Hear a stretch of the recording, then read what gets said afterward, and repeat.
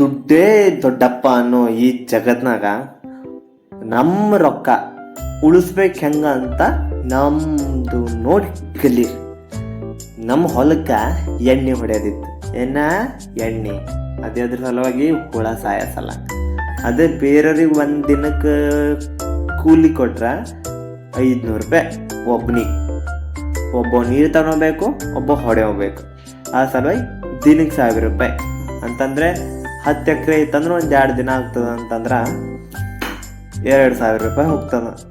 ಅವು ಉಳಿತಾಯ ಮಾಡ್ಬೇಕು ಹೆಂಗ ಅಂತ ಮನೆ ಕುಂತು ಯೋಚನೆ ಮಾಡ್ತಿಕ್ಕಿ ಪಪ್ಪ ಅಂದರು, ಮಗ ಏಟದ್ರ ಭೀ ನೀ ಇದ್ದಲ್ಲ ನೀರು ತಂದಾಕವು ಬರಾ ಟೈಮಿಗೆ ಚಲೋ ಬಂದಿದ್ದಿ, ಆಯ್ತು ತಗೋ ಇವತ್ತು ಒಂದಿನ ಹೋಗಿ ಎಣ್ಣೆ ಹೊಡ್ಕೊಂಬರಮ್ಮೆ ಅಂತಂದರು. ಏನು ಇರ್ತದಪ್ಪ ಅಂತ ತಿಳ್ಕೊಂಡು ಹೋದೆ. ಪಪ್ಪ ಹೇಳಿದ್ರೆ ಹಿಂಗೆ ಹಾಕಬೇಕು, ಈ ಎಣ್ಣೆಲಿಂತ ಇದು ಸುಡ್ತದೆ, ಈ ಎಣ್ಣೆಲಿಂತ ಅದು ಸುಡ್ತದ, ಹಂಗೆ ಅಂತ ಹೇಳಿದ್ರು. ಏನೂ ತಲೆ ಹೋಗಿಲ್ರಿ. ಅಂದ್ರೂ ಏನೋ ಒಂದು ಗೊತ್ತಾಯ್ತು ಅನ್ಕೊಂಡು ಅಂದ್ರು ನಮ್ಮ ಹೊಲ ನಾವೇ ಆ ಹೊಲದ ರಿಲೇಟೆಡ್ ಏನಾದರೂ ಕೆಲಸ ಮಾಡಿದ್ರೆ ಎಷ್ಟು ಉಳಿತಾಯ ಮಾಡ್ಬೋದಂತ ನೀವು ಯೋಚನೆ ಮಾಡಿ ನೋಡ್ರಿ. ಎಣ್ಣೆ ವರ್ಷನಾಗ ಒಂದು ಬೆಳಿಗ್ಗೆ 3 ಸಲ ಎಣ್ಣೆ ಹೊಡಿತಾರೆ. ಅಲ್ಲೇ 6000 ರೂಪಾಯಿ ಉಳಿದವ್ರಿ. ಉಳಿತಾಯ ಆಗಲ್ಲ ನಿಮಗೆಲ್ಲ? ಮಾಡ್ರಿ ನೀವು ಭೀ ಸ್ವಂತಿಕೆ ಅಂತ ಅನ್ನೋದು ಏನಾರ ಇರ್ಬೇಕಲ್ಲ. ನಮ್ಮ ಹೊಲ ಅದಂತ ಏನಂತಾರೆ, ಮಗ ಓದಿದವನ ಅಷ್ಟಿಲ್ಲ ಹೊಲಕ್ಕೆ ಭೀ ಮಾಡ್ತಾನ ಅಂತ ಇಷ್ಟು ತೋರಿಸ್ಕೊಡ್ಬೇಕಲ್ಲ. ಅದ್ರ ಸಲುವಾಗಿರೋ ಥರ ನಾವು ಹೋಗ್ಬೇಕಂದಿದ್ದ. ಮಜಾ ಬಂದ್ರಿ. ಹೊಲನೂ ನೋಡಿರಲಿಲ್ಲ, ಭಾಳ ದಿನದಾಯ್ತು. ಪಪ್ಪಾಗ ನೀರು ತಂದು ಹಾಕಿದ್ದೆ, ಅವರೆಲ್ಲ ಮಿಕ್ಸ್ ಮಾಡಿ ಹೊಲ ತುಂಬ ಎಲ್ಲ ಅವ್ರಿಗೆ ಭೀ ಮಾಡಿ ಪ್ರಾಕ್ಟೀಸ್ ಇತ್ತಲ್ಲ.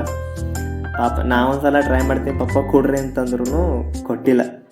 ಮಗ ನಿಂಗೆ ಬರ್ತದ, ಪೂರ ನನ್ನ ತಲೆ ಮೇಲೆ ಬೆಳೆದದ, ಈ ಸಲ ಬೆಳೆ ಭಾರಿ ಅದ, ಇರಲಿ ಅಂತಂದರು.